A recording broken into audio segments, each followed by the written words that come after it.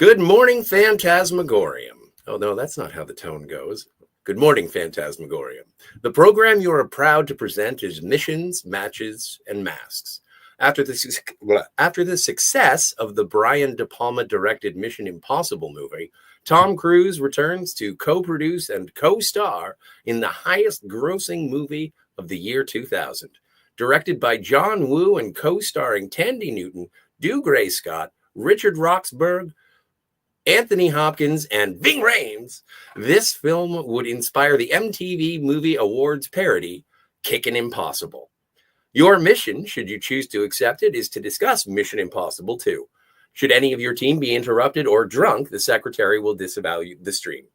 I am Scotty R37. Kat is Belleferon, and Ernesto is Chimera. How are you guys doing today? I tripped all over that.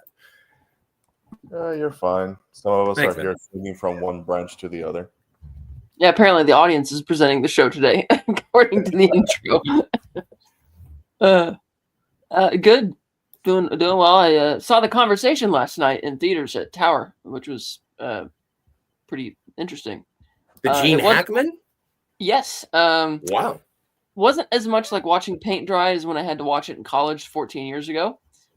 But it was still a bit slow. I have a hard time getting through that movie, but that's a whole other review. Yeah, fair enough. Obviously, we've been very excited to discuss Mission Impossible 2. Last week when we did the first one, we all sort of said, all right, next week's going to be interesting. We're all under the impression that this is the weakest of the Mission Impossibles. I guess we start off as we typically do. Kat, when was the first time you saw Mission Impossible 2? I honestly don't remember.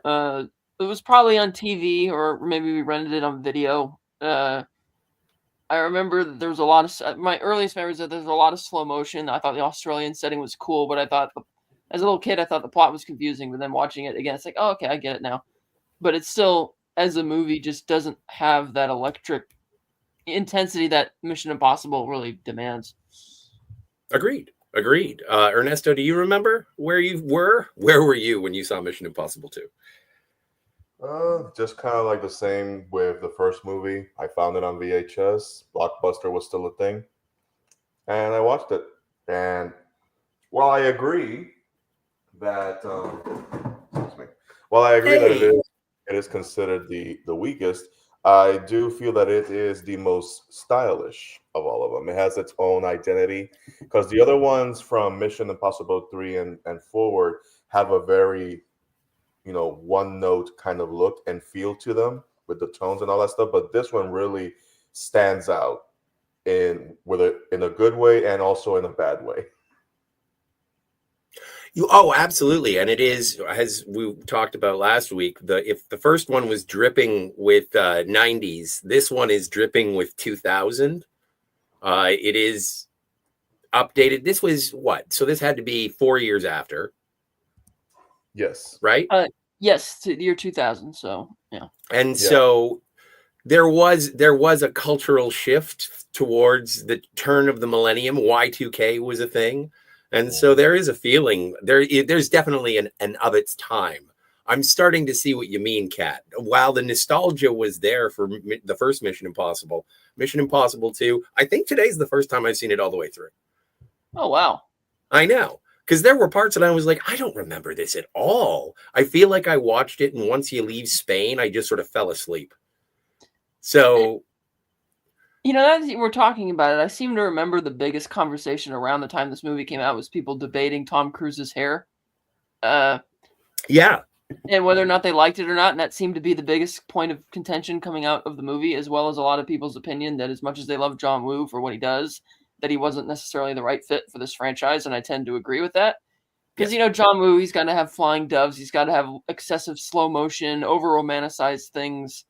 And that works in your melodramatic, like the type of martial arts films and stuff that he makes. But here it just didn't feel like it really jived very well to me.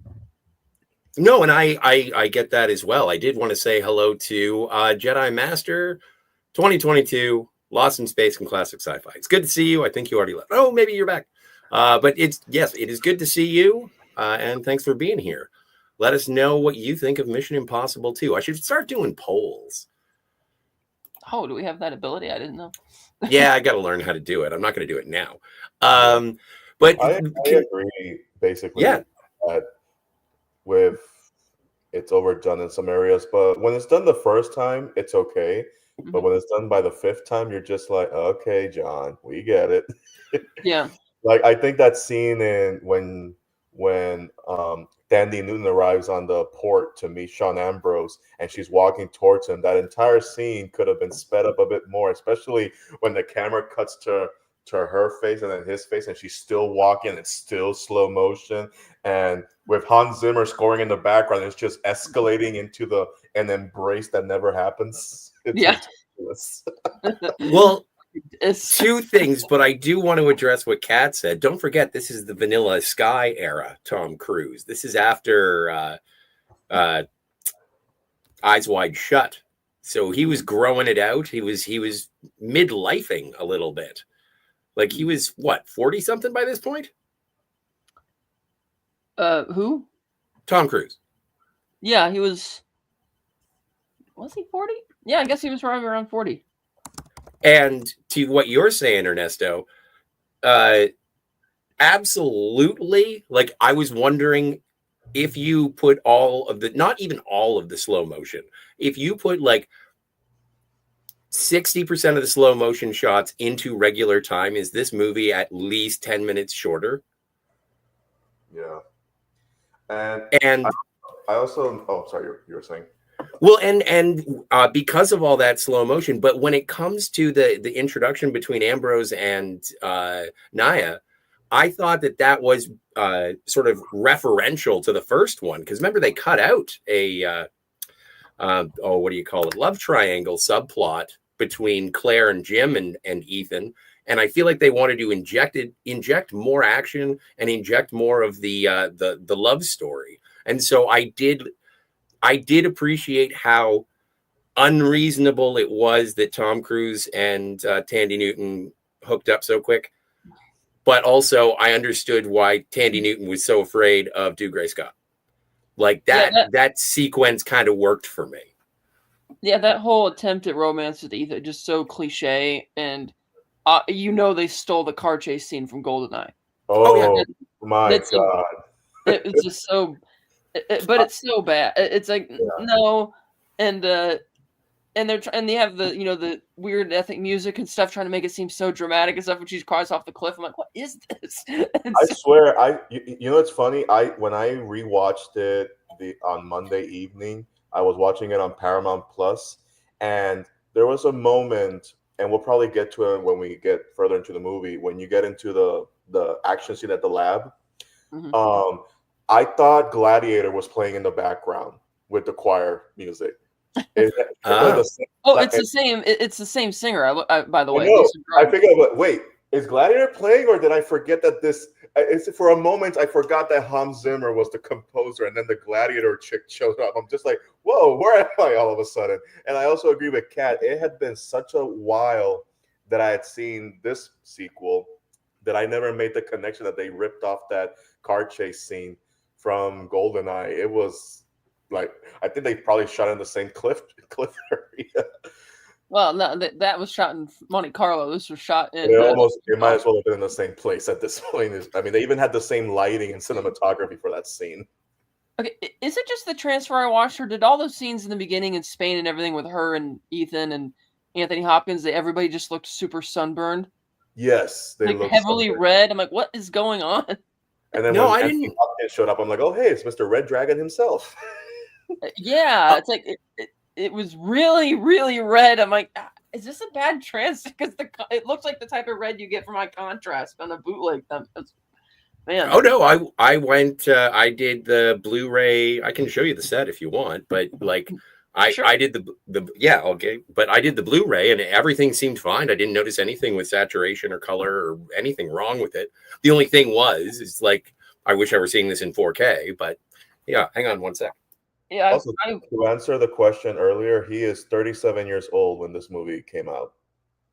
Okay, so he was 37 when this came out. Scott has Oh, okay. Yeah, that's a nice collection there. Yeah. I watched the 4K digital on my TV, and it was just the really bright red contrast. But it was only in the Spain and Utah scenes in the beginning with Hopkins and stuff. I'm not sure what that was about. But for what it's worth, I actually did like the opening sequence itself, where you think this guy's meeting with Ethan, and you find out the whole plot that we've engineered a virus for the purpose of making a He'll be back. your own vaccine to make money off it. I'm like, that's a great Mission Impossible plot, but it didn't. And the twist on the plane where you think he's talking to Ethan as one of his covers, and then it's not. I thought that was fun. Yeah, well, give it away. The extra 3 inches. Oh. No, it's like I know he probably never met the character, but at one point when he takes off the mask, Ethan just gains 3 inches. Oh, in terms of the height, yeah. The height difference. I'm just like, man, you grew all of a sudden.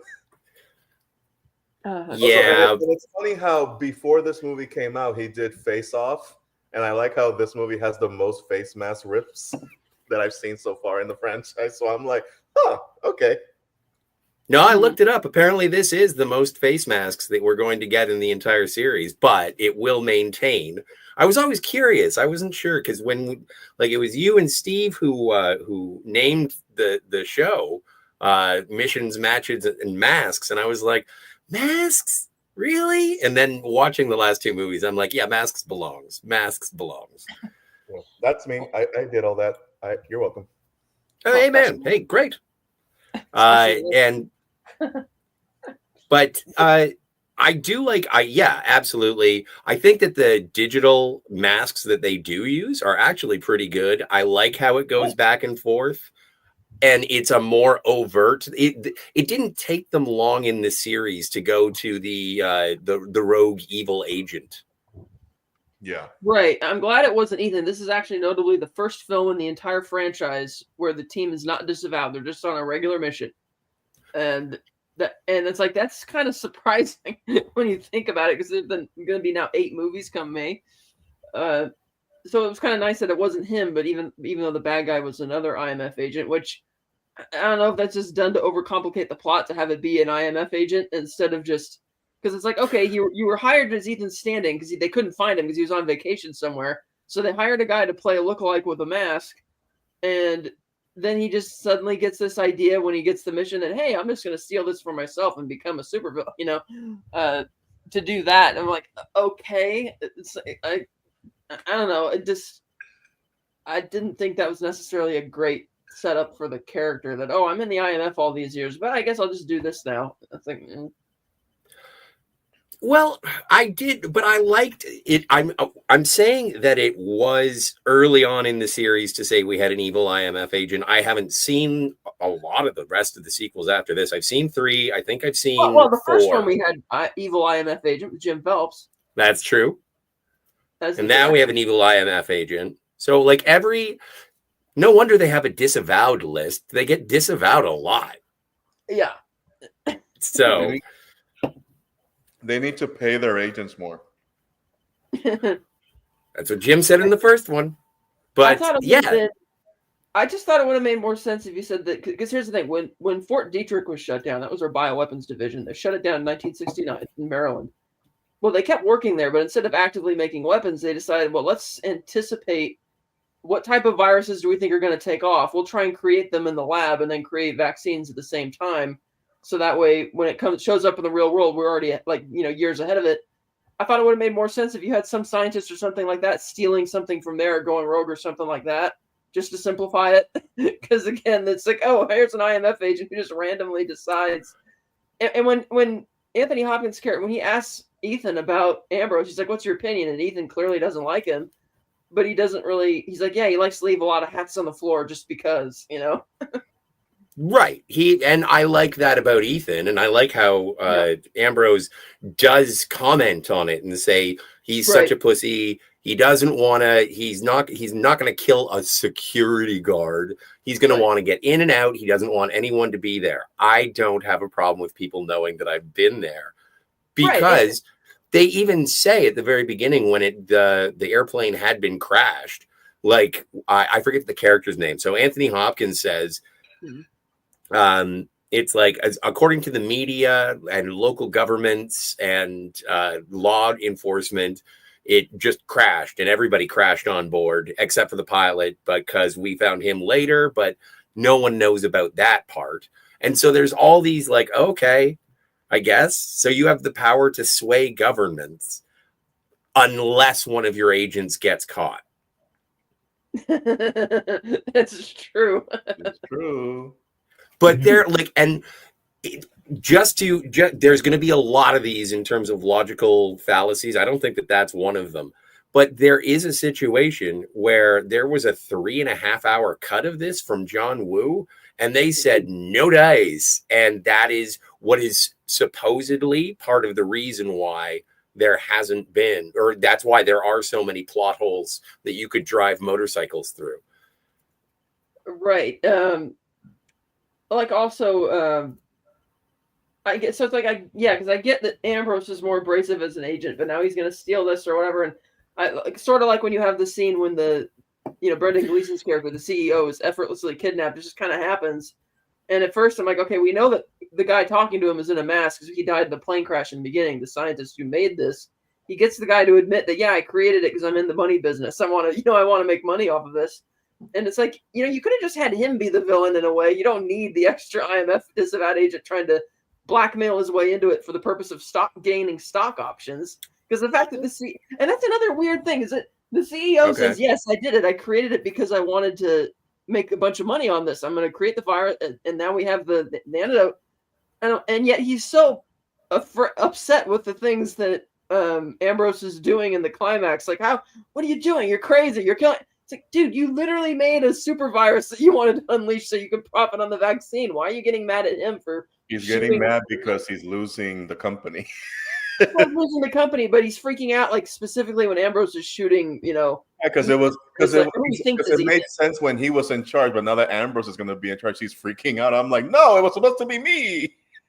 Right, but he's not freaking out about that only. It's like he's pissed off that he shoots Ethan, or granted, we find out it's not Ethan, but it's like, dude, you were going to unleash a super virus and now you're bothered by this little it's like, I didn't really follow that logic. Exactly. But I never got the intention from Brendan Gleeson that he was going to like unleash it. I know that he wanted to have the cure for it, but that was more his son. But he's the guy who tasked the scientist, the doctor, with making it in the first place. Oh, totally. Like, okay. So here's my perspective on the plan of the bad guy. We get a lot of the bad guy plan. It's revealed slowly through tension and clues during the first one. In this one, we basically get our evil person monologue twice. Mm-hmm. Once saying this is the bad guy, that's Ambrose, and then that's the bad guy because he confessed to it. That's Brendan Gleeson. So two bad guys. Almost like a Koshkov, like a Living Daylights thing, where you got the one guy pulling the strings and the one guy who is like the sniveling other guy. Right. So anyway, Brendan Gleeson in his company is making the super virus so that they can make the cure for it. They because penicillin is just sweeping up the market. So we need something that is more powerful than penicillin. And the best way to do that is to develop a new virus in which we own the cure. I want to be careful about this. We are talking about Mission Impossible 2, everybody. So anyway, and so Ambrose, I think, is like, because he's already a little unhinged based on his psychological profile coming from Ethan. And so Ambrose is like, well, if they're just going to do it, I'm going to make some money off of it. I have the access to it because we know that doctor guy is one of the contacts because of Ethan. The Impossible Mission Force sent him in there and he got ideas of his own and was like, they actually want me to bring this back. Like they want me to, this is inevitable. And so now this is never inevitable. One more time. Inevitable. And so, but yeah, so I think he just snaps and says, okay, well, if they're going to do this anyway, then I might as well profit from it. He knows who the guy is, and it's an inside job. It's almost like an Alec Trevelyan to a certain extent too, ripping off a lot of James Bond things here. And I think that's the plan. Like, and so when the guy was trying to develop a super penicillin, which is what he says in his oxygen tent, as opposed to actually wanting to unleash it onto the world. So I don't think that but again, with absolute power comes, absolute power corrupts absolutely. And yeah, like I can see, but that again, I think that feeds into why Ambrose is doing what he's doing. And if that was his plan in the first place in terms of Brendan Gleeson, then when Ambrose says, well, I just want all the money. This is what you're doing. Like, this is what you're up to. Why can't I do it? And then also take revenge on the dude that my ex-girlfriend wants to bang. Like, I think that there's a lot of psychological breakdown that happens with Sean Ambrose that just needed a little push to, sort of reference another action franchise. Yeah, I can see how there's stuff missing from this that they cut out of the movie. Oh, yeah. I heard that they were originally going to have Willie Armitage be the other IMF agent on Ethan's team from the series, and then they changed it to the Billy Baird character, who was just really annoying me. Which is kind of the point, because even Luther's like kind of annoyed with this guy because he seems. I swear, I thank God for the subtitles, because I could not understand what he was saying in the first few scenes he was in. I'm like, okay, again, but slower this time. I've lived in Australia. I had no problem. Yeah, I can understand it too, but it was a bit over. It felt like they were directing him to be a bit over the top, like what an American tourist would think of an Australian person. Exactly. I'm like, okay, say that again, but less Australian. Yeah. So that was less shrimp on the Barbie, more Kangaroo Jack, please. Thank you. Yes. Yeah. Yeah. As we talk about with these movies, they always have the big action scene, and in this case, it was Ethan skydiving into the what in reality is the Governor Phillips Tower in Sydney, and in the movie is the Biosite Tower, and it's got like these weird like vent shafts that have to open, so he has to drop at exactly the right moment. And I'm like, that would have been cool if they'd done that for real, because you could tell they did that inside a blue, I think it was like a blue screen inside a really high warehouse or something like that. Yeah. Like they filmed exteriors, but it's not like he went through the roof, because you could tell when he's coming down. You can tell from the edges, he's like copy paste in there. Yeah, you could tell he's copy pasted in there, which is unfortunate. If this was a sequence done in the later films, it would have looked so much better. Oh yeah, because they would have found a way to do it for real. He would have found a way to come as close as possible to doing it. You know the thing that they did do for real in this movie? The knife fight. The knife fight. But the knife fight at the end, Cruz insisted that Ambrose have a real knife, and that he's like, Dugray, I need you to jam that thing as hard as you can towards my eye, because it'll look a lot more real. And it does. Yeah, it does. And I swear all the lawyers in the background were going, fuck. That was the same thing they said with the free climbing sequence. They're like, no, you're not. Absolutely not. You're not going to do this. But I feel like I would like to just watch the reaction of all the insurance policy holders and the lawyers. Yeah, when they said that he had like an invisible, like a wire and a harness that was very well disguised when he did the free climbing, just in case, because there's no net underneath him or anything. No, and apparently there was one leap in the, and I think, I don't know if it was that leap, but there was a leap that he made on the free climbing, and he nearly fell, and he grabbed onto a camera. So there were things. He tore his shoulder muscle when he did one of those jumps in the movie. Yeah. And so like that was, obviously there were things. Also, he was a producer. Like he was on set and saying, yeah, what is this going to cost? What's the deductible? Like, I don't know how insurance works. Tom Cruise that we know today was being born through these movies. Oh yeah. Well, and then with the knife, that was also specifically measured on a wire so that when Dougray Scott does, plunge the knife, it was specifically made so that he could thrust it as hard as possible, phrasing, and then have it catch by the wire. And so they did. There were things that were done, and they're still practical. There are some obvious CG vehicles, like the plane is obviously CG, but there is some of the stuff is practical. Yeah, and I like that the practicality is still where it counts the most when it's in those one-on-one interactions. That's when it really stands out, and that's pretty much where your money shot is. Like, yeah, some of the visuals, like you said, do not hold up as well as they might have back then. They probably didn't even hold up when they came out. They were probably already dated, depending on who you were. But one thing that you can always depend on is Old Faithful. Be as practical as you can. Mm-hmm. And it also comes down to editing. This movie is an editing nightmare, but it also comes down to editing. Yeah. It does make choices. Yes. And going back earlier to the first point you brought up about, and I didn't even know of it, but it shows my age that I was too young to even pay attention to, the whole debate about his hair. Yeah. Oh, yeah. The best that the hair looks is when they're in the car chase and he's trying to slow down her vehicle from crashing. And I swear that is the most perfectly wavy hair I've ever seen in a slow-mo shot. Like, it is perfectly framed to his head. His eyes are not covered. It is wavy. It's like a L'Oreal commercial come to life in an action. and I give mad respect because I'm like, man, the makeup artist and everybody, the hairstylist, they won their paycheck that day. How much better do we think all the motorcycle sequences would have been in the climax if it wasn't all slow motion? Yeah.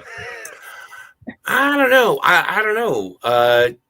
I will respond, and we can respond in just a second, but I want to say hello to Slasher Fred, who says, I think that what makes the Mission Impossible movies so very unique is that they took a very popular series from the 1960s, which was a spy show, and turned it into a blockbuster franchise. Yeah. Mm-hmm. But that's also, it's kind of like I don't know. We're only on part. It is one of the few times I could think of somebody taking a TV show and turning it into that level of success for a movie franchise, as opposed to a lot of other times when you see a movie based on a TV show, it's usually just a bland, boring, like lazy cash grab. But they made it work with this, even though these latest films will lose money. Yeah, but who cares? Like, that's the thing. I still haven't seen it. I love Haley Atwell, and so I'm looking forward to Dead Reckoning, and I'm looking forward to Final Reckoning, because I'm going to see, at that point, I'm going to have seen the first one, and I'm going to have to finish out.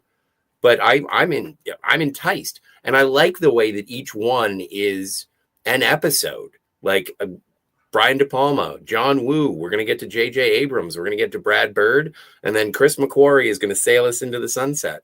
But like, I don't know if this is like a meta commentary on the franchise, but they're like, what, 8 seasons? And they may potentially end it on an 8th movie. That's almost poetic. That's kind of cool. Yeah. If it ends on an 8, because who knows, money. But if it does end on an 8, it would be very poetic if it ends on an 8 because, there are 8 seasons. There's a final mission. Well, the first movie lost money because of the whole Barbenheimer thing, and because most people say, "Oh, it's part 1. I'll just wait until part 2 comes out and then I'll stream the first one." But also, this new one cost $400 million with all the reshoots and stuff. All the reshoots, all the pausing, the COVID delays. Oh, there was COVID delays. Speaking of Mission Impossible 2. And the infamous, I mean, we'll probably... No, it wasn't COVID delays. It was strikes. Yeah, the strikes. Oh, that too. But we also had the infamous meltdown that Tom Cruise with the behind the scenes about people not wearing their masks. Oh, wasn't that on the first one? Yeah. Yeah, it was on the first one. I mean, they were like halfway through shooting it, and the report came out that he was yelling at everybody. It's like, put on your mask. If I see anyone else without a mask, I'm going out of here. It's ironic because he was wearing one that has the filter on it, which just spits the COVID back out into the Yeah. But that is like that's the kind of weird ownership that Tom Cruise does have over the entire franchise. Like, if he is the one to yell, that is quite literally your boss yelling at you. Like, and it's not because he's the star. It's because he's a co-producer a lot of his money is going in. Hey, Lemon. I prefer being So- a pound cake, but hello, Lemon. Yeah, Oh, no, I agree. He is the main. He is probably the main producer. He's the one who's getting Paramount to agree to most of everything that has happened in the in the franchise. So I'd be in the same boat too. But again, there's always somebody recording, and well, there it is. Oh, Slasher yeah. But Fred. sorry, Slasher Fred. Is that if you ever see a comedy movie, Tomcats, which came out a year later, there's a scene where they do a parody of the opening of MI2. Tomcats. Tomcats. I know Jake Busey's in that. Oh, Jake. Oh, okay. Well, then, you know, A Busey, not the Busey. I'm No. gonna look it up. I'm gonna look up Tomcats. But is she still, or sorry, is Tom Cruise still producing with Paula Wagner? Are they still a producing team, or did they part ways? Because anyway, that's the production company. Let's see. And going back to the previous question, Yes. you think the motorcycle scenes would have been better if there wasn't so much slow motion? Hey, Wes Cagle. Yes. Well, I don't know. The thing is, it reminds me so very, very much of the final boat scene in Face Off. Like this, as you said, Ernesto, this is absolutely influenced by the previous John Woo movie. The part of the reason why John Woo got hired is because of Face Off. Tom Cruise saw it and said, "We need a meeting with this guy." And so at the end, I just feel the same way that I feel about the boat scene, the boat finale in Face Off, except I like the boat finale better. Yeah. And to answer your question, Paula Wagner and the Wagner Corporation only produced the first trilogy. Mission Oh, okay. 1, Thank you. But they did end up, but even after that, they did produce the two Jack Reacher movies. Oh, okay. Hey, Switching Starlight. franchises. So he still works with them, Hey! but it was the last one that they worked on for Mission Impossible was the third one. Yep. Hey, Stark of Iron. Hello. Hey, Tony. Happy to see everybody in the chat. Shoot us your thoughts. What are you thinking about Mission Impossible 2? Have you seen that film? And have you seen them all? Do you like them? How do you feel about the part 2 in comparison? When he had the scene where his henchman Richard Roxburgh's character Yeah. was intelligent enough to suss out that this is a trap and that this is clearly, it's like she obviously wasn't itching to get back to you. Don't you find this suspicious at all? And he gets so offended by him even asking it that he cuts off the top of his finger with a cigar cutter or a cigar opener, and it's like, you should get back at this guy for that, but he doesn't. He just sucks up to him like a sap afterwards. Yeah, he gets reincarnated as a vampire later. But it's kind of like the guy who remember in Die Hard 2, and somebody points a gun, or General Stewart points a gun at one of his own officers and then pulls the trigger because of some failure and says, "Next time the chamber won't be empty." And that guy doesn't do anything. He's still like, "Oh, okay, better." He didn't actually chop a guy's finger off, or part of a guy's finger off. No, I know.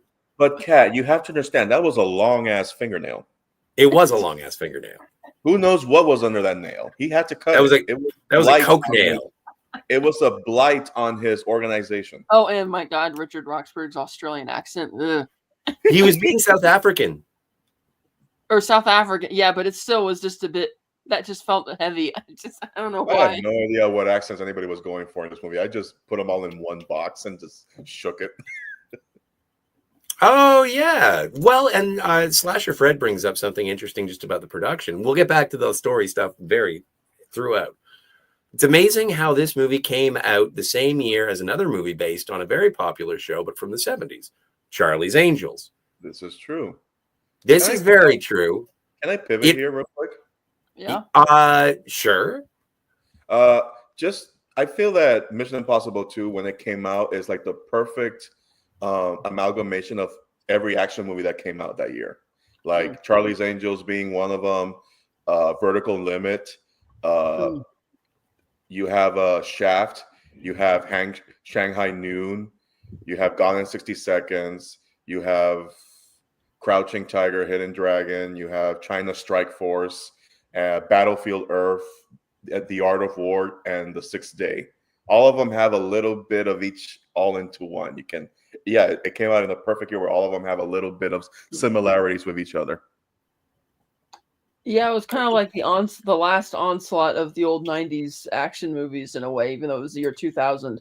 Yeah, especially when you bring up The Sixth Day, because that was a last gasp. That was 1999, wasn't it? No, that was End of Days. Oh, okay. End of Days was 99. Yeah. I can't remember anything about The Sixth Day other than that I didn't like it when I saw it. Oh, there are two Arnolds. What's better than one Arnold? What's better than one Arnold Schwarzenegger in a movie? Two Arnolds. Yeah. And they get to fight each other for a brief moment. For a brief moment. But isn't it funny, though, how the Naya character, it's like you had one job, and she screws it up at the racetrack because Ambrose notices when she puts the ticket back inside his jacket. Mm-hmm.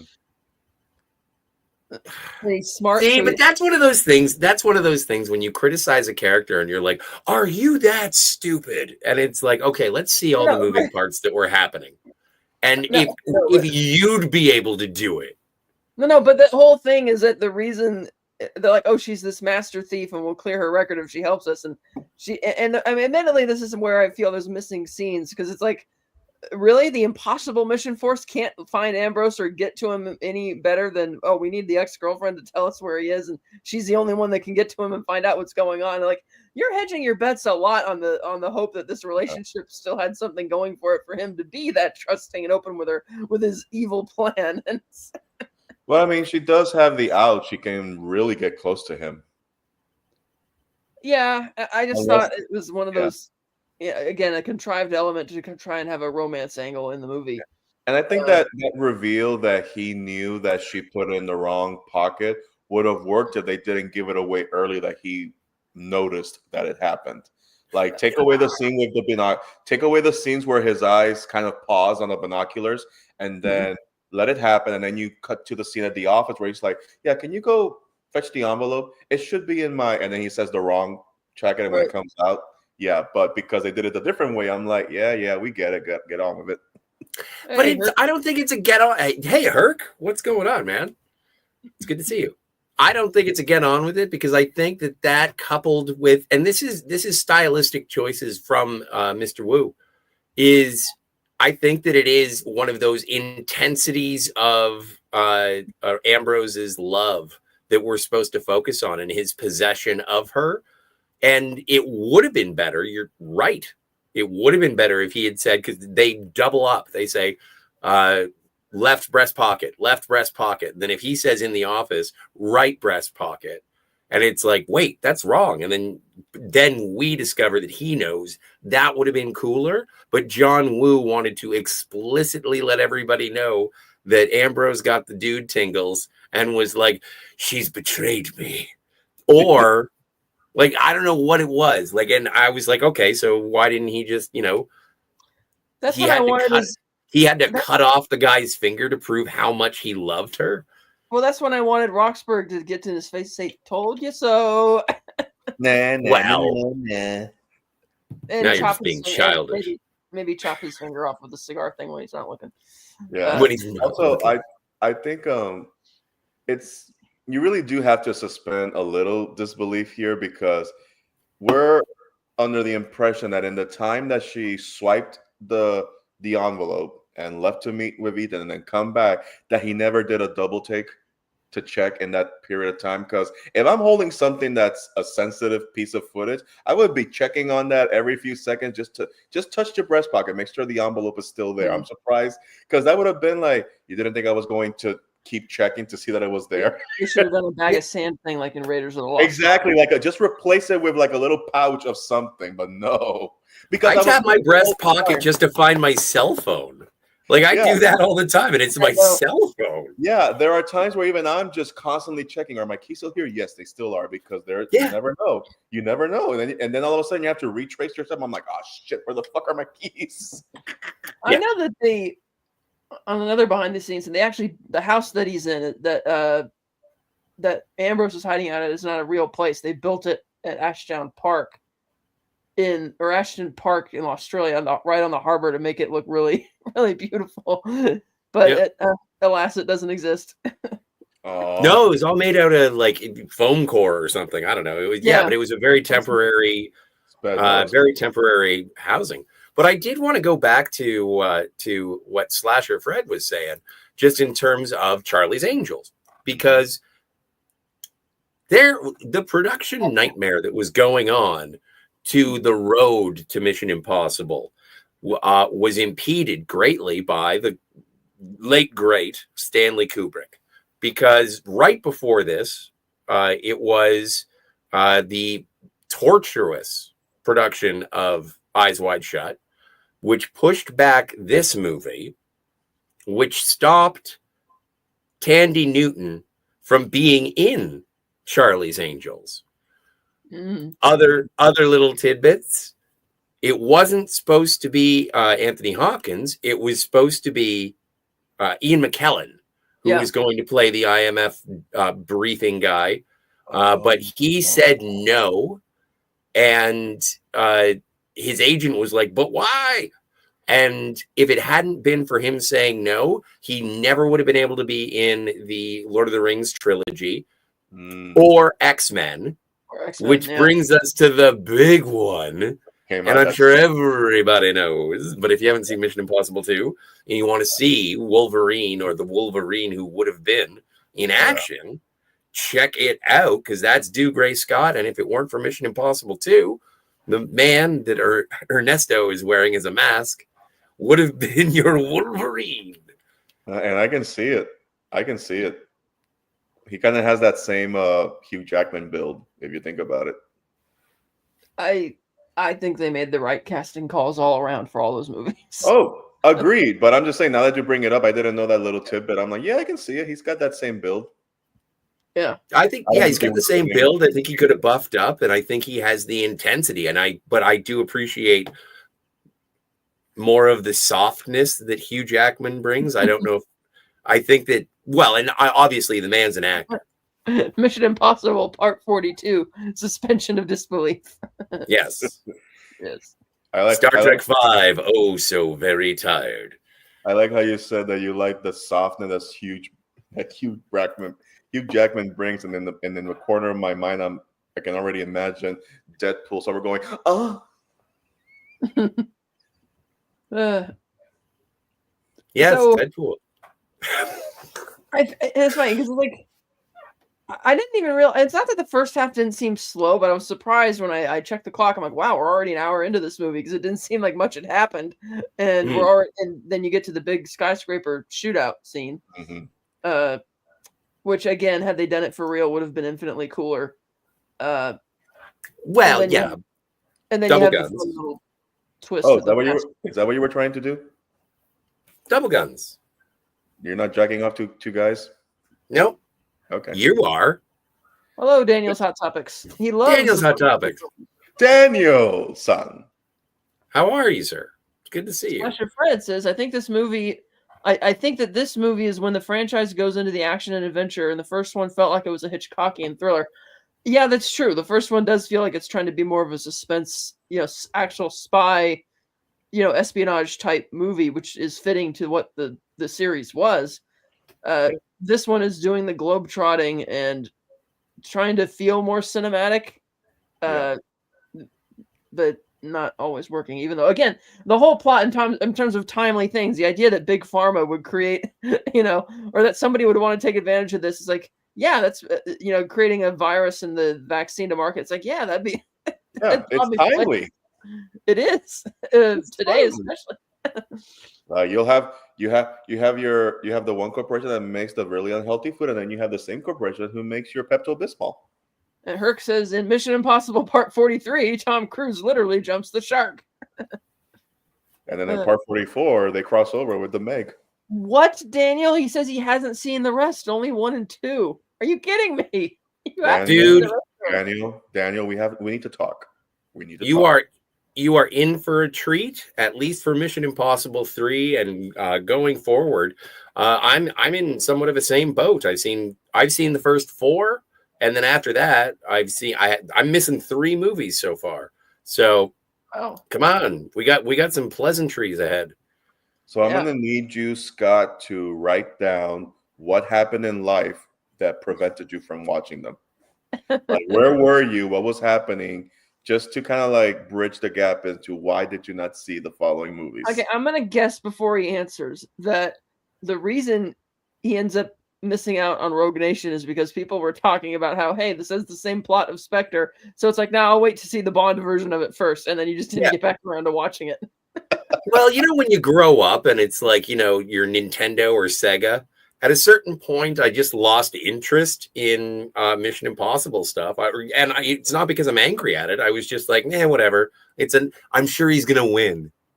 But like I wasn't brought into it because of the villains. The advertising of it, I was just going to be watching Tom Cruise run. And at that point, also, in terms of my own personal preference, I'd kind of fallen out of love with Tom Cruise for a bit post Oprah Couch, post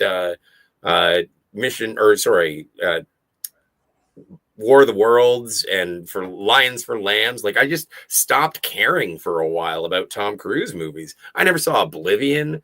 Like, well, you said you saw the 4th one, and that was after all those controversies. Yeah, but I saw it on video. Mm. Oh. Like, it was one of those things and honestly, it might be like Mission Impossible 2. It's like, oh yeah, I saw it, and then I'm going to watch it, and I'm going to like, not a lot of it. And so when I see Rogue Nation, I may go in there and be like, oh, I remember Kuala Lumpur. Is it Kuala Lumpur? Where do they do the? They're in India. No, wait, no, I'm sorry. What sequence are you thinking about? I'm thinking about the one where he's on the outside of the building. Is that in Dubai? That's in the 4th one. That's in Ghost Protocol in Dubai. Yeah. See, Ghost Protocol, I think I've seen. Yeah, that's the scaling the build. That's in the bottom left corner of our image that people are watching. Yeah, that's when they started titling the movies. The Burj Khalifa. So long story short, Daniel's Hot Topics, and I know it's way too late. I haven't seen a lot of them too, so don't worry about it. You're in for a treat. So am I. This is going to be fun. And Steve hasn't either, and he was supposed to be here tonight, but he's been AWOL all day, so I hope he's all right. I hope he's well. He just had a birthday. Slasher Fred says another movie that came out 30 years after its original series premiered was The Fugitive. Yes, it did, and that's another great movie. It wasn't me. It was the one man. Yeah, that's I did get that one on 4K Steelbook. Oh, it's so pretty. Yeah. It's ironic. The shot of him jumping off is the shot I would change because of where the camera angle is. I think I kind of would rather see it looking like this. I look at that and the first thing in my mind goes, woohoo! Yeah, that's great. My wife is dead. Daniel's Hot Topic says, why is it that Ethan Hunt always loses his team? I saw clips of Mission Impossible 3 only commercials, and Ethan had another team with a hot martial arts chick, but I'm guessing he Right, so Mission Impossible 3 assembles a whole new team. We'll talk about it next week. But it's no spoiler to say that they change up the team a lot, and there's usually no story reason for it. Yes. It's just a thing they do, and yes, I admit, Daniel, sometimes it's kind of frustrating, but they do that. But after the fourth movie, it's very consistent, and they just rotate one member at a time, maybe 2 at most. But then you have a really consistent team after the 3rd movie. And I think part of it also has to do with fan reception to a movie overall. And it's like, well, we're not going to kick Tom Cruise out of the franchise. So if they're not feeling it, then we're just going to keep experimenting with obviously, Ethan and Luther are the constants. Yeah. We'll get to that in the 4th one when we get there. But that's but I think that's just a result of experimenting and the writers and directors trying new things. Yeah. But it still keeps to the heart of it, the spirit of the franchise. Yeah. And Ethan is the center of it, and it's kind of like the same characteristic. I'm like, yeah, it's my team. Yeah, this is the probability of what's going to happen if we fuck up, but I'm still not going to let it get to that point. Yeah. Slasher Fred says the TV show seems to be parodied a lot of times Many of you may not know, but back in the 70s, there was a series called Ghostbusters, which did the message will self-destruct. There were a lot of spy shows in the. There was a big spy craze for a few years in the 60s. You had Get Smart, Man from U.N.C.L.E., Mission Impossible. And then in the 70s, you had other things like that, trying to do espionage shows, capitalizing on movies like 3 Days of the Condor and, Parallax View and things like that. Yeah. Like the only spy show that cannot say we were ripping off James Bond. The only one that can't say that, I think, are like the Avengers. Right. That's it. Yeah. So everybody else was just sort of riding on Bond's coattails. Again, it's a Nintendo versus Sega, and I'm a Nintendo kid, and Mission Impossible is Sega. That could be a compliment. I don't know. I do say this movie has one of my favorite lines in the franchise when Anthony Hopkins is like, "Well, this isn't mission difficult, Mr. Hunt. This is Mission Impossible. Difficult should be a walk in the park for you." I love that. With that lovely Anthony Hopkins smile at the end. Yeah.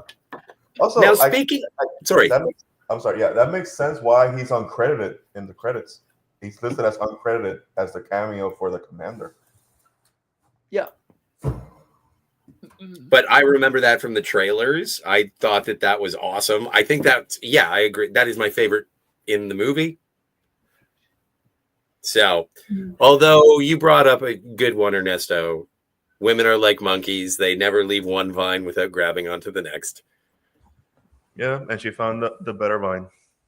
Well, and okay, so can we just objectify Tandy Newton for a moment? Of course. Isn't she pretty? She's gorgeous. Yeah. She's little thin for me, but... And not only is she gorgeous, but when they say age like fine wine, look no further than when she shows up in Westworld. Oh, my God, is she divine. Yeah. She is absolutely gorgeous. Slasher Fred says the cartoon show Inspector Gadget did a spoof of the spy series like James Bond and Mission Impossible. Yes, it did. Absolutely. One last thing I will say about Tandy Newton. Watching this movie with her just, trying to steal the jewels, I'm like, man, in another reality, you would have been a perfect Catwoman. Oh, yeah. Well, British. So what? I don't know. But it's that thing. Whenever I see Tandy Newton and she's not doing the British accent, it's not that I think that it is part of her charm for me. Okay. And so if she were being a Gothamite, I would be like, Catwoman's not British. Yeah, but I think she had that what was the actress Eartha Kitt? She just had that Eartha Kitt vibe to her that I just saw Selena just coming out for some reason. Yeah, I could have seen her be a Catwoman in some form or fashion. But that's also something that's strange, just to veer slightly. We were objectifying, so I'm just following the trend. No, you're fine. I'm not gonna stop oogling. No, but like, when did you see Eartha Kitt as Selena Kyle? She was always Catwoman. And so if it was just Tandy Newton as Catwoman and you never saw her as Selena Kyle, she can be whatever you want. British is fine, I guess. She's just in town. Who cares? But like, if she has to be Selena Kyle, if she's doing the dual role. Anyway, yes. Okay. So I think what we're saying is that you and I would both like to see Tandy Newton in a Catwoman costume. Just different reasons. I know. We can go back to our regularly scheduled program now. I think we need to find characters that Cat can objectify so she doesn't feel left out. What about Ethan Hunt? Yeah, fair enough. Who's the hottest guy you've seen so far in the Mission Impossible series? And this is a serious question because I think it's Gray Scott. Oh, you mean so far, like through the review of the two movies? Yes. Because you don't have the baggage of Tom Cruise. There's not a lot of attractive dudes in the first one. And there's not a lot of attractive dudes in the second one either. I wouldn't pick anybody from the second one. Not even Ving Rhames? But Ving Rhames is awesome. He's just like Ving Rhames is rad. He's rad. Not even Anthony Hopkins. Dude's a daddy right there waiting for it. He's got a suit. He's got the piercing blue eyes. What's not to love? That's he's true. He's doing the Hannibal Lecter accent though. It's a little off-putting. Yeah, but different taste, different strokes. I bet you he's got a killer recipe. Yeah. Would you like to try Ray Liotta's brains, Clarice? Lemon pie. Cat's #1 criteria for a movie. Hot dudes. Hot dudes.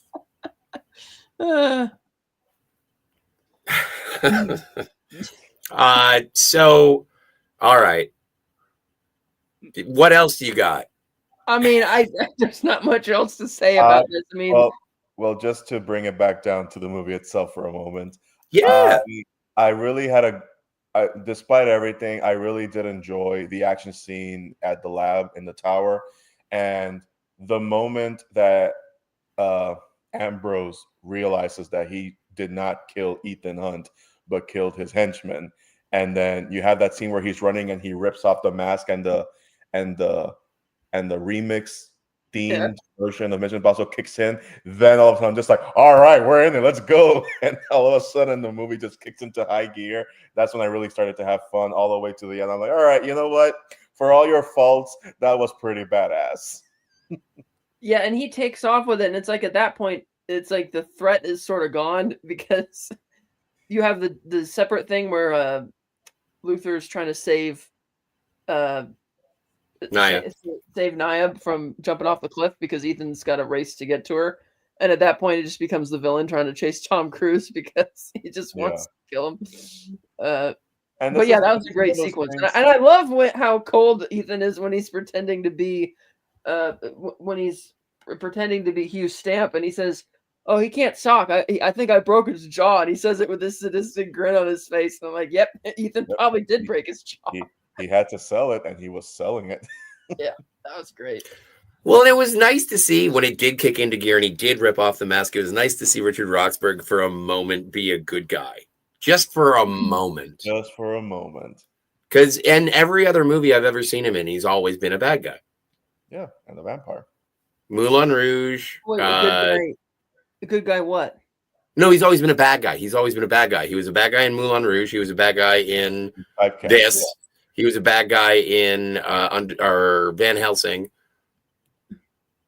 Like, what else has he been in where he's been a good guy? And for one brief moment, when he's Ethan Hunt and he's running and then he rips off his own face and he's like, I'm Ethan Hunt. Yeah. For that brief moment, Richard Roxburgh could pretend that he was a hero. Yeah. I liked it. See, this is me running. That's right. No. He was LXG as well. I forgot about that. And he was Moriarty in League of Extraordinary Gentlemen. He had that typecast and it was making money for him. Well, the checks sure did clear. He was he was Boron in the Legend of the Guardians, Owls of Gaul. Again, typecast. Was he the bad guy in that? I think he was one of the bad owls. Huh. I've never seen it. It's very underrated. I'll just leave it at that. I've heard that. We'll talk all about it next week on our entire retrospective of owl movies. Yeah, he was in Hacksaw Ridge, so not a bad guy, just a colonel with a bad attitude. Oh, that's fine. It's like Gene Hackman in Ants. Yeah. Anyway, but I did, some of the tropes of John Woo, the double guns, the slow motion, the doves. We haven't talked about the doves. The doves. Like which even becomes a plot point at one point. It's just well, it's one dove. Everything else is a pigeon. They were on loan. That was pretty funny when Ambrose. I think that pigeon was supposed to say like fire. Ambrose looks down and the fire is flanking both sides of the hall, and you have, of course, it has to be the dove that flies first for the music cue. And not just any dove. The dove was glowing, Kat. It was glowing. I did notice that little touch of digital highlighting. It was like there was Tinkerbell dust flowing off of its wings. You have in the background the choir going. Yeah, again, this movie is so stylized and over the top. It's awesome at times. You can't It help but is. enjoy it. Oh yeah, it does feel very like a send off to the '90s action movies. Yep. Like, put I can that in a understand. time capsule. I can understand people who were fans of the original. Hell, people like original cast member Greg Morris walked out of the original. Yeah. If you are a fan of the original television series and you see Mission Impossible 2, you'll be like, "Oh, sweet Jesus!" Oh right, yeah. But if you had already cast off the olds with the first Mission Impossible movie and you go to the second Mission Impossible movie and this is what you get, and it's directed by John Woo. Now, at the time, his name's all over the place. You had Face Off, Broken Arrow, Hard Boiled if you were cool. Hard Target. Oh man, I forgot. If you're cool. I forgot. That's a great Lance Henriksen movie. But yeah, like it was of its time, and it was really kicking this franchise into the new century. I think that it looks like a fucking 2000 MTV music video if they still made music videos in the year 2000. But it's crazy stylish. I do think that it's not bad. It's 2 hours, so it's not overly wrong or overly long, and I think it does. I was surprised that I hadn't seen it before because I always dreaded it a little bit because I was like, I don't want to watch that again.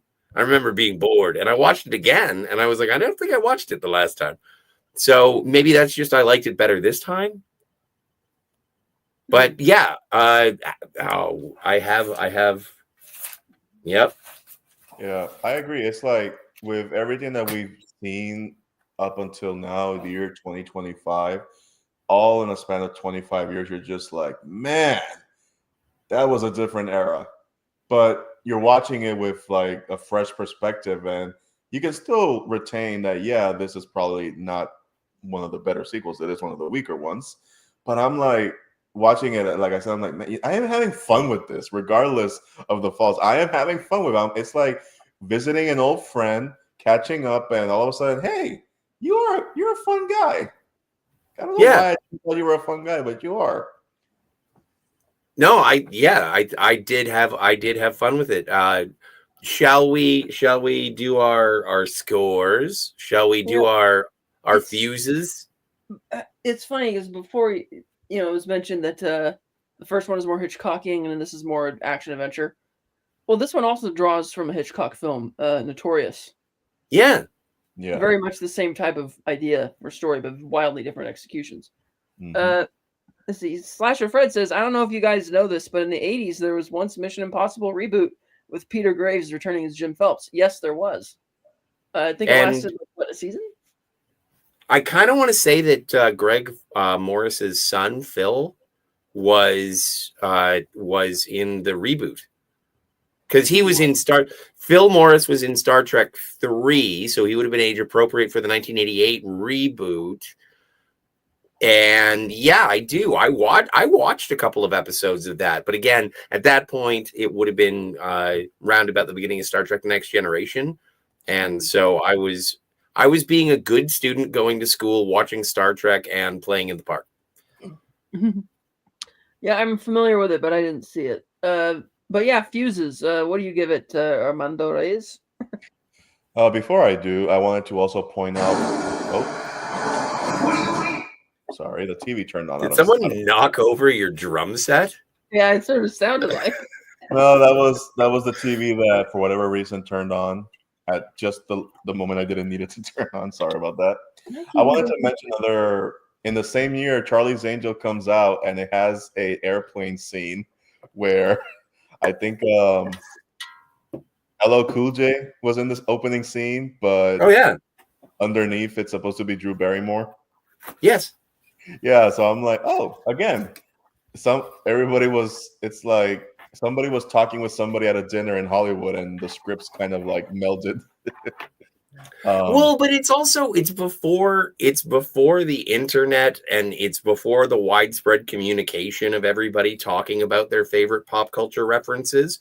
And this is really the era that pop culture references like went mainstream. Like you had seen it with in the early 90s with Clerks, and even in Reservoir Dogs and Pulp Fiction in terms of the pop culture references. And then they started making movies about the pop culture references, because you're going to get your Dennis the Menaces and your the Beverly Hillbillies and the Brady Bunch. And so then they start doing the action ones. And that's one of the beautiful things about the beginning of Charlie's Angels, is when they're on the plane and Drew Barrymore is dressed up as LL Cool J.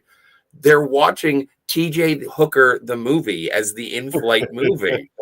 And they're always remaking these movies these days. And that's how everyone got together and said, oh, did you get the joke at the beginning about TJ Hooker? I saw that. Did you see TJ Hooker? It wasn't like now where it's like, oh, did you catch the joke? Did you get it?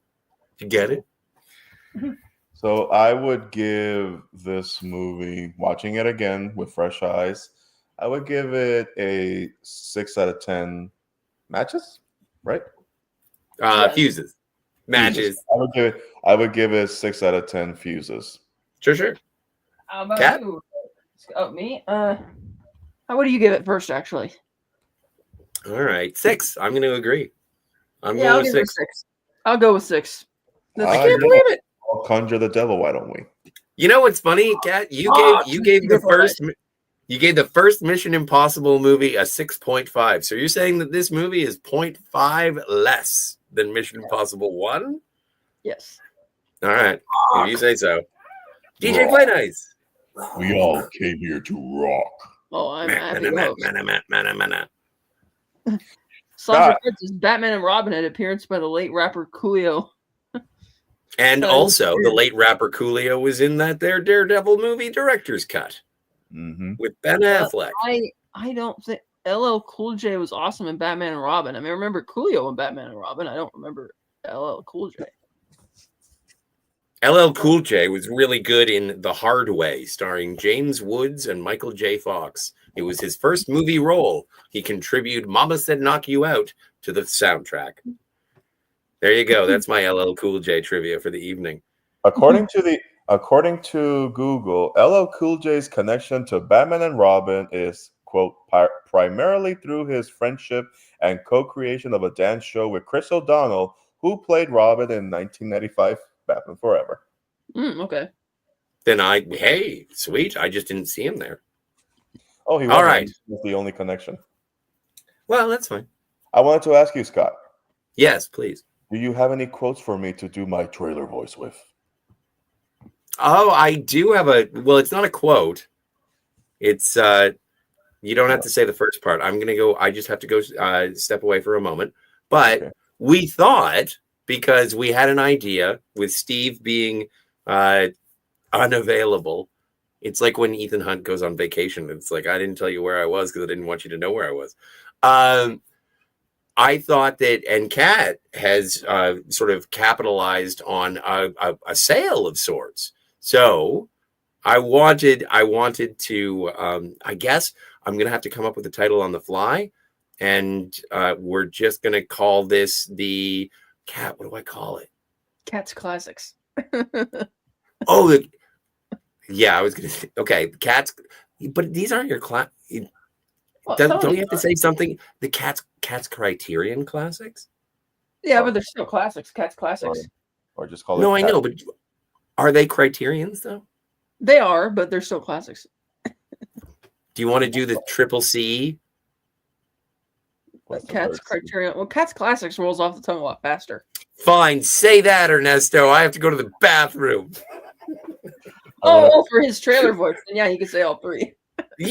See, it was for a trailer voice. Come on, DJ, play that. That's it. What was it again?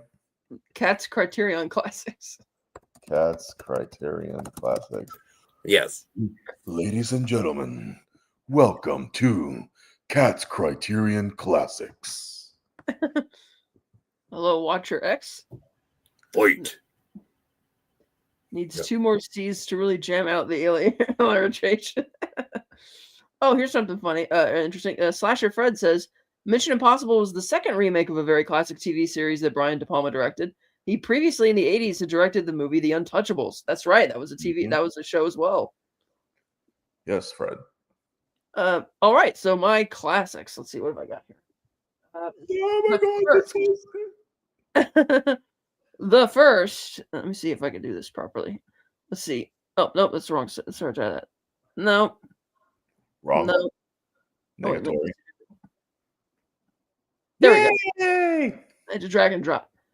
So I put them in chronological order. This first one is a noir classic, all the way from 1945, called Detour. This is about this is about a hitchhiker going from New York to L.A. He's a nightclub pianist, and he's got a dead body on his hands and nowhere to run. A waking nightmare that goes from bad to worse when he picks up the most vicious femme fatale in cinema history, Anne Savage's snarling, monstrously conniving drifter Vera. Yeah, and this was made for like no money, like barely anything, by Edgar Ulmer. It took forever. This is like the first HD master that's ever been done. I'm not sure the whole story behind it as to why it got lost and needed to where eventually they found a print to rework it. But yeah, this is a classic. Man, you can just by looking at the cover, it really belongs in a different era. It does, doesn't it? It feels very much. It's very unique. I like it. This other one here from 1948 is from Nicholas Ray. They Live by Night.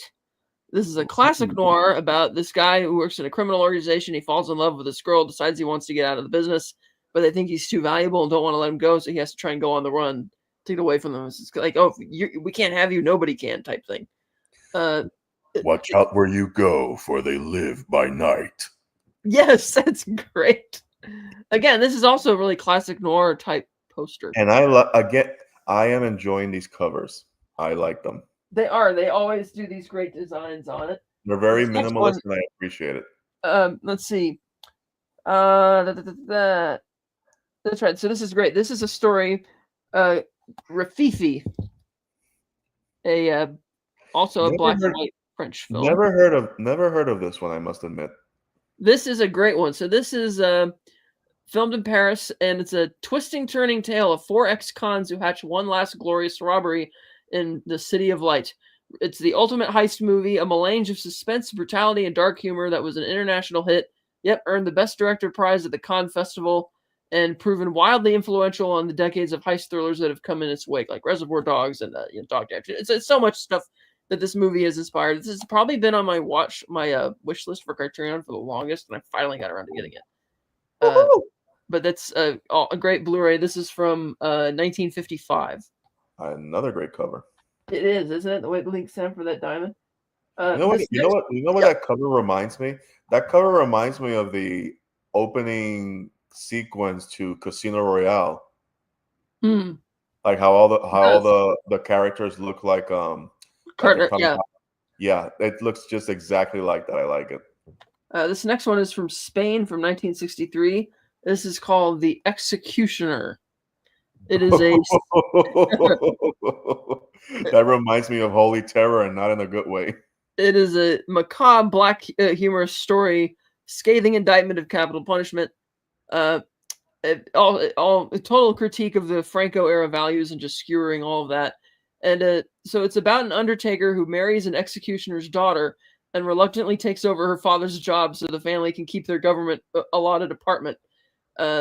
So that's like just great. It's like, oh, what do you do? Oh, yes. Oh, well, you need you to be our new executioner so we can keep the house. It's like, geez. Oh, so it's just like there's like the what's it called? The purge of its time. You got to keep purging to sustain the family. Yeah, and a very more. They were a lot more liberal with capital punishment back then, using it a lot more as well. And it's just like, because again, it's coming off of Franco's fascists and all that kind of stuff. But this is but that cover says it all. It does, yeah. Executioner with a little ice cream. Like, I'm just just by giving me the description of what's about, just by looking at the cover, I'm just like, yeah, that pretty much sums it up right there. Yeah, the little nice little booklet in there with these. That's something I forgot to look. See, did they have any other interesting booklets in here? Right, here's the one for Rafifi. That's Nice cover. They do a good job on these, even for the insides. Yeah, They Live by Night. Yeah. Do you remember that? You remember that one time you and I were talking about how I never owned a Criterion of anything, and then I was going through my Blu-rays and I found out that my Blu-ray of The Curious Case of Benjamin Button is a Criterion. I found that out too. I didn't. That's the only Criterion Blu-ray which is in a regular Blu-ray case, and they got so much negative feedback about it, they never did it again. But they never I guess there weren't any reprintings, because otherwise they would have put it in a different case. Because when All About Eve got a bad transfer or a bad case, they immediately put out new cases and replaced it. And do you know and my father bought it.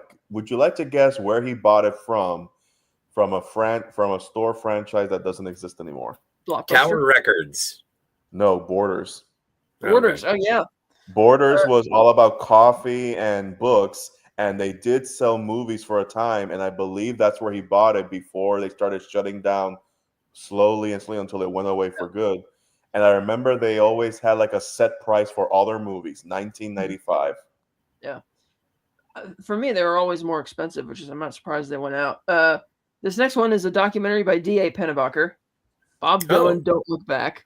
This is chronicling his 1965 London tour, and it's not a concert movie. It's actually better than that. Hanging out with him behind the scenes, where he meets different people like Alice and Donovan and people like that. It's really fun and funny.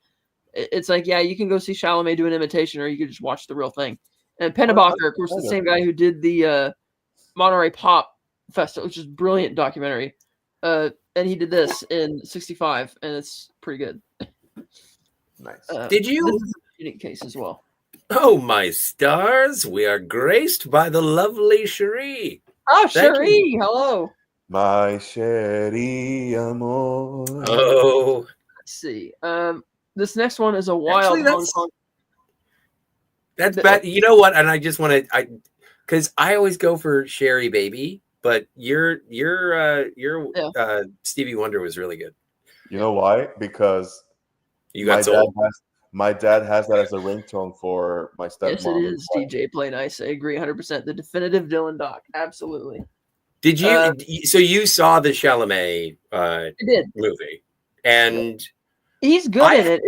I just didn't feel the story was that strong. It's like, okay, he's playing in New York. He's on the scene, and they're trying to make the climax at the Newport Festival in '64 a bigger deal, just because it feels to me like something that's just been blown out of proportion by all sorts of journalists and whatever. I mean, I know he didn't come back till the Newport Festival for 38 years, I think it was, 38 or 40 years, but still.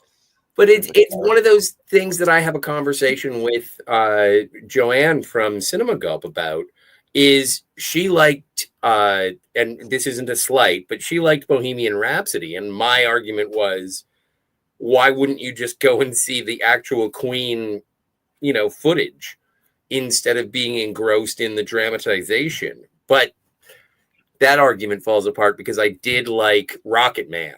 So I don't know where I'm coming from. Out of all those three, Rocket Man is a better movie. Yeah, really? Okay. Yeah, I believe so. Yeah. This next one is a Hong Kong action movie from 1987 called Eastern Condors. Okay. This is action cinema at its most entertaining.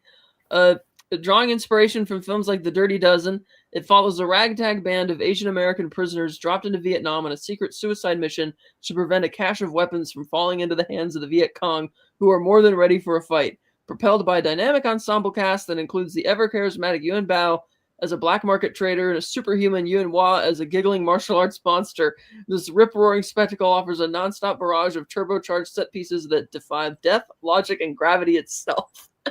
And it's a crisp 98 minutes. Oh, a big poster that folds out, which is pretty cool. Yeah. That's cool. That cover reminds me of James Gunn's The Suicide Squad. It does, doesn't it? They're drawing inspiration from that, clearly.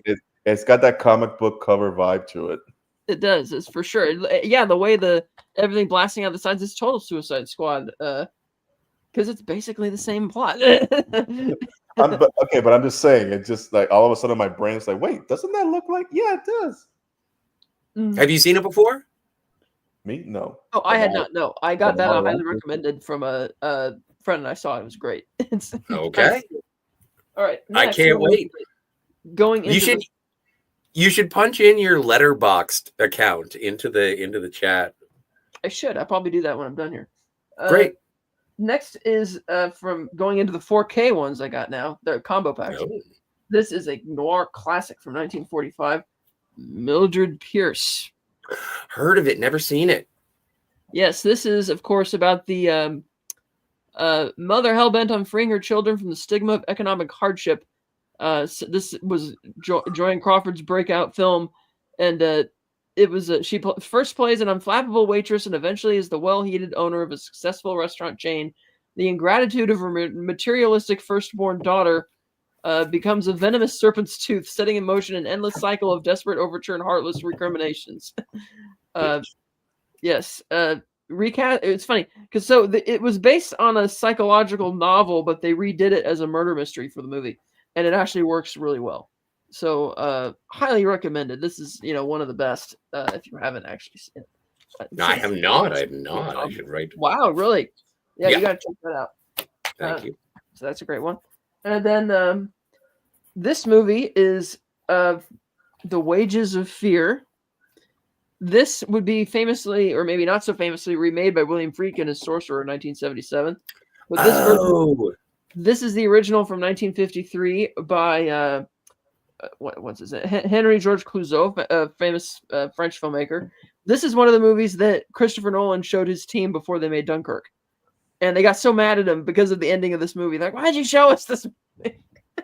But it's fantastic. It is the suspense of, you have these guys from these disparate backgrounds meeting in South America, and they get hired to transport nitroglycerin to a side of an oil derrick that's on fire to put it out. And it's black and white. It is insane. It's quite long. It's a 2.5-hour movie, but it is, again, master of suspense, of a real suspense thriller that's not plot heavy, but character heavy. And it's with a really cynical, depressing ending, but a very good, excellent film.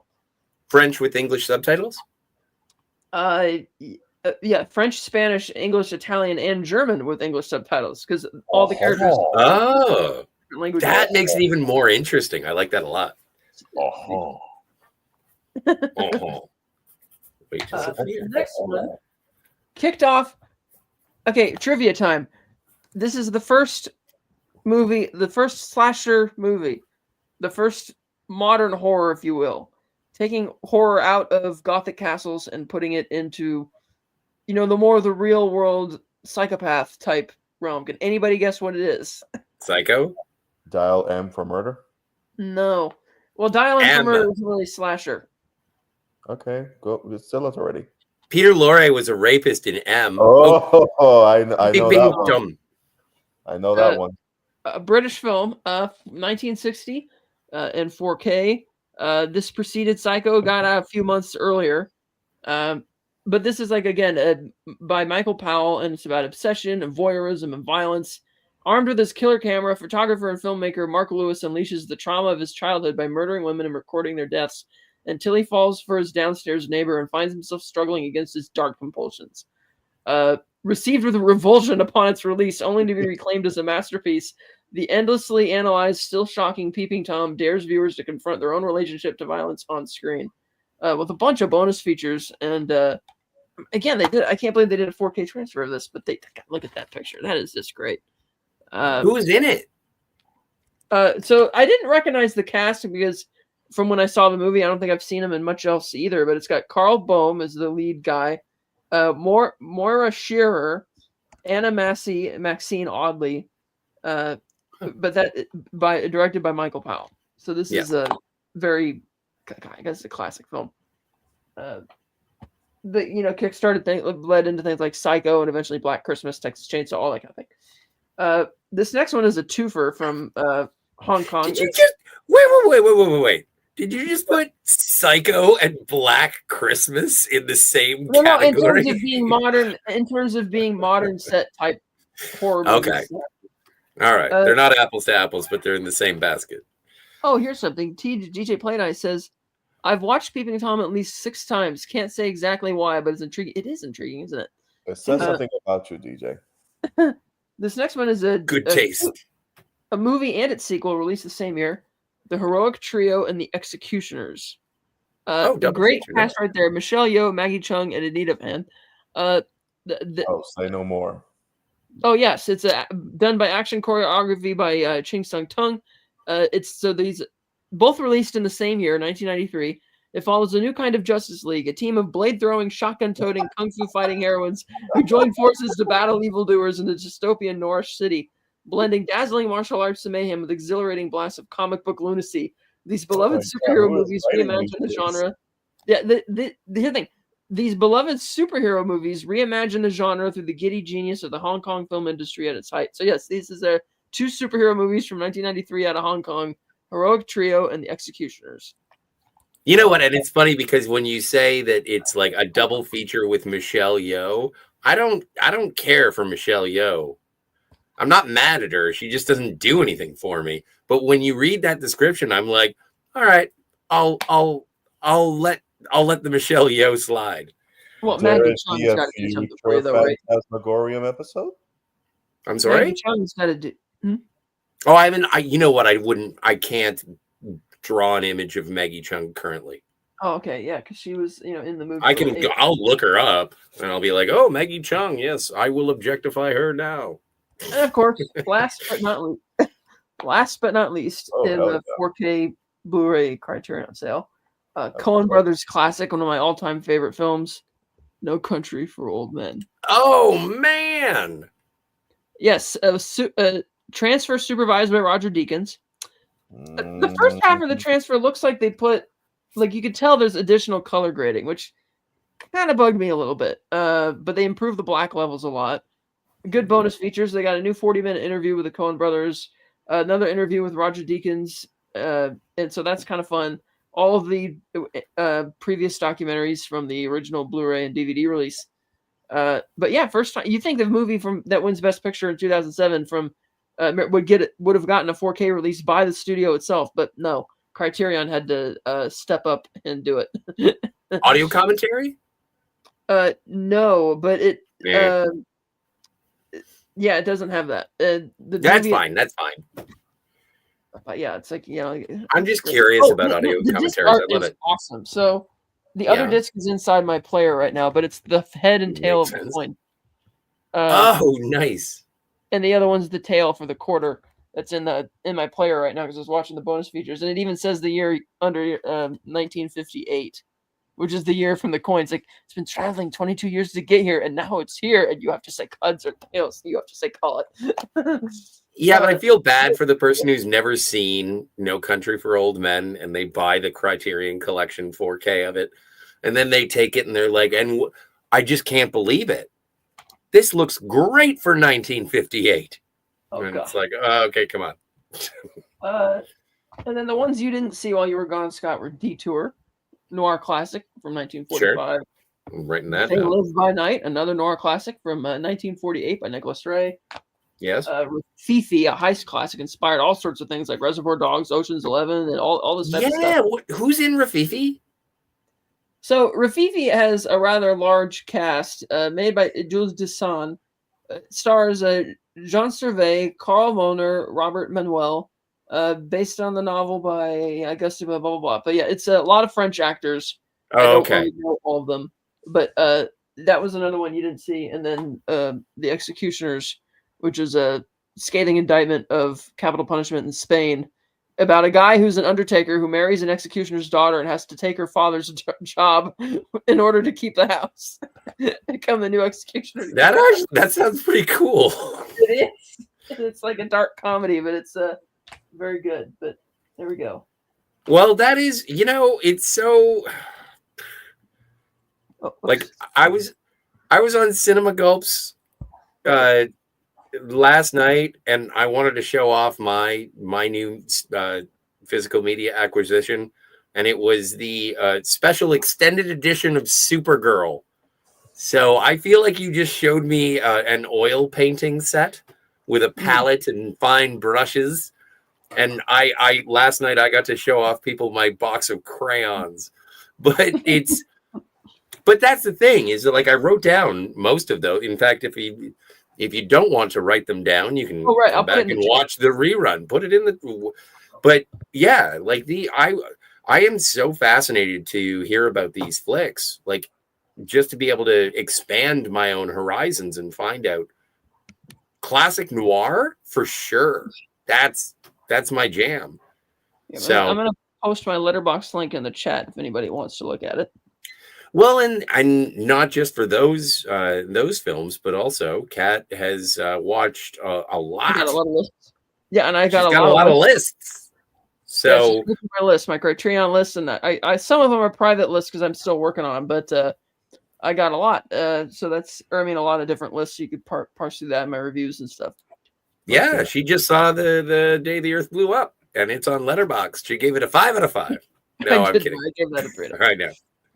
You gave it a 3 out of 5? I only gave it a 2.5. Oh, you did? Oh, yeah, that's right. I didn't ask how you liked the movie. I forgot because you went to see it. I loved it. I loved the movie, but in terms of craftsmanship, I'm always going to compare it to the classic, and so I was like, yeah, this is something. I'm glad it was released to theaters. I could have understood it if they just did it to streaming, but it would have been buried and died. Well, like there's there's a lot of modern Looney Tunes made by people who are very passionate about the Looney Tunes, and they do good stuff. Like I think the last television series that they did was more in line with the classic, and there are passionate people working on good Looney Tunes cartoons for the 21st century. And for some reason, Warner Brothers wants to take them out behind the shed and end their misery. So I don't know what it is. And so I'm glad that the Day the Earth Blew Up got at least somewhat of a spotlight. I did hear a rumor that they might not be selling the franchise. That might have been somebody else misconstruing it, because supposedly they're working on a new Bugs Bunny show, but I don't know if that's true yet. Yeah, that pissed me off to no end. If that's true, then fuck. It's like I told Kat the other day when I read that article as again rumor. I'm like, you know what? Yesterday, Warner Bros. Was a great studio to work for. Now, not so much. Yeah, it's like that'd be like Walt Disney selling Mickey Mouse and all of those associated, with Donald Duck and Goofy and Minnie Mouse. I get that they're trying to, get themselves out of debt and everything, but selling off the Looney Tunes brands is the dumbest thing that Zaslav could do. And the thing that so pisses me off about that is a lot of the reason they've been saddled with this debt was because of the AT&T merger and then the Discovery merger, offloading their debt onto Warner Brothers and then wanting to hightail it out of there. And it's like more than their financial blunders of their movies. So it's like, it's just, it's maddening. I think the irony here is that I think he said in an interview at one point, Zaslav, it's show business, not show friends. And yet the Alto Night that's not performing very well was as a favor to a friend of his. So I'm like, so which is it, Zaslav? Which is it? And that was the first movie that was greenlit in the Zaslav era, was the Alto Nights, which I saw. And it's like the whole movie is keying you up for a showdown that is not going to happen, or a confrontation that won't happen because of history. And it's like there's an opportunity where they could have taken creative license and done it in a way that it still would have worked, but then they don't. So it's like once upon a time in Hollywood situation. Yeah. Well, and I've heard it's not show friends, it's show business. And I've heard that for a while, a couple of years at least.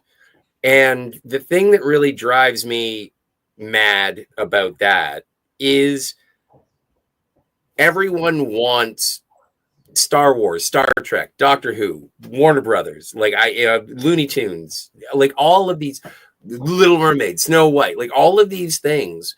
You are taking our friends and you're doing something different with them. It is show friends. You're supposed to be ingratiating when you're in entertainment. You can be challenging, but there is a certain, you are getting money from me for being my fake friend. And so when people start bringing that up, it's like, it's all about money. And it's like, yeah, I know. When I go to a bar and I get to talk to the hot bartender, you know what it's because of? It's not because of my winning smile. It's not because I'm slurring my words. It's the fucking tip. So, but if you're openly hostile to me and say, give me your tip, and I mean the money, like, I'm going to stop tipping you. Like, and that's what I'm going to, when I went to go see The Day the Earth Blew Up, is I wanted to see my friends. I wanted to see Porky and Daffy. And I wanted them to just make me forget for an hour and a half that I was really frustrated with life. And it worked.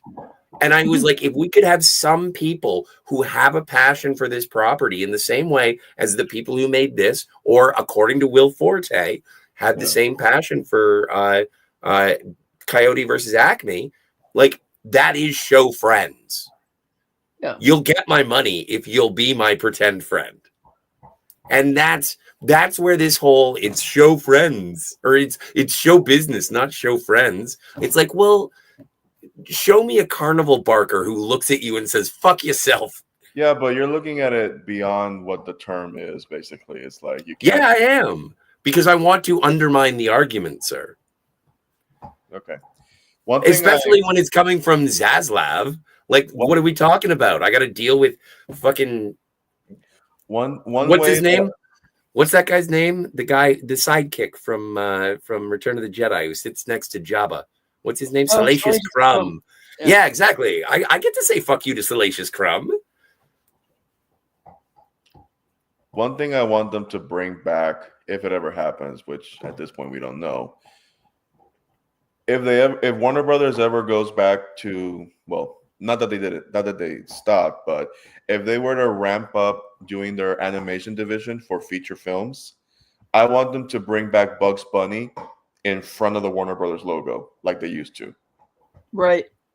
Like if you really want to brand yourself, bring back the classic use of Bugs Bunny coming out of the back of the Warner Brothers logo, chewing on the carrot.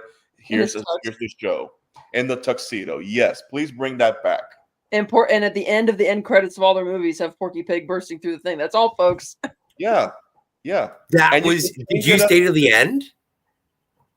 Oh yeah, I did. Of course, yeah. Okay. Yeah, and you can change it up with each animated movie. You can still have your Porky Pig and your Bugs Bunny, but get creative with it. And like if Universal is putting their minions in every single opening animated movie, you can bring Bugs Bunny back. You know, another thing they used to do, they used to play animated shorts sometimes before other movies that had nothing to do with the movie, like a Looney Tunes short or something. It's like, yeah, if we have Steamboat Willie and we have the Minions, where's Bugs? We need Bugs back. Come on. Yeah. Well, Pixar does that from time to time. By the way, Kat, are you going to see Screamboat? It's coming out soon. No, those are Fathom events, and they're like $15, and the qualities have been shit from the ones I've seen so far. So no. Okay, I'm just curious because you would do it. Because you've been living at the movie theaters lately. I'm just curious. I have been, but that I mean, the level of talentless hack that's at work in these things, it's like, no. Jesus. Like, what's the next one we have to deal with? The Bambi one? That's the one that's coming? Yeah, that's something where Bambi goes. Jesus. DJ playing a Salacious Crumb is one of the best character names of all time. Yes, it is. It's a delicious name. Especially paired with his cackle. It wasn't very good, but it was Daniel says you would love Warner Brothers to bring back Batman the animated series and try to bring back Mark Hamill's Joker and maybe Michael Keaton to do the new voice of Batman. That's never gonna happen. Nah, that ship has sailed, my friend. I would love to see more animated Bruce Timm, but I don't know how it would work. DJ Play Nice says Rush screened a cartoon or like a Three Stooges before their concerts. Yeah. Nice. Oh, well, I went to go see the Gorillaz in concert, and all it was is a band on stage, and I'm sitting there staring at the animated avatars on these giant screens. It was amazing. Yeah. But yeah, no, I'm a big fan of animation, and the thing that I would, when it all rolls back into why we brought it up in the first place is, was it good? Yes, because of the wit, because of the nostalgia. And it was a tight movie. Like, the plot made sense and all the jokes paid off. But was it something that was obvious? Like, it could have been done on TV? Sure. Like, it was no better than like an Animaniacs 2-parter. Yeah. And I love the Animaniacs. So I'm not knocking it. I'm just saying I went and I paid with my dollars to support something because I was like, I heard it was good. I want it to be good. And I want them to make more of stuff like this. And that's exactly what I did. And just like the last time that happened, this thing made $7 million and it'll be out of theaters by next week. Yeah. And now Ketchup wants to acquire Coyote versus Acme, so we'll see what happens there. Yeah. I bought. Also, oh, sure. I was going to change the subject here. Yeah, Kat, go for it. Scotty. Yes. Next weekend, we have a convention here called Game On Expo. It's going to be a lot of voice actors. Is it called Game On Expo? Yes. All right. No, that was not what he said. So there's going to be a few celebrities from voice actors from TV shows, video games, and all that stuff. Tony Hawk is going to be there. Oh. I think the guy who's currently voicing Batman in the video games and Joker is going to be there. Troy Baker? Troy Baker, yes, thank you. Cheers. Rob Paulson is going to be there. Ooh. And what do you want to do tonight? Yeah, and the one that is making me, it's about to force me to go just because I don't know when I'll ever get an opportunity to see him in person and maybe take a picture with him, is Don Bluth. Right. Oh, shit, yo. And I'm like, I cannot pass this up. No, you can't. I'm like, it's right there. I really cannot pass this up.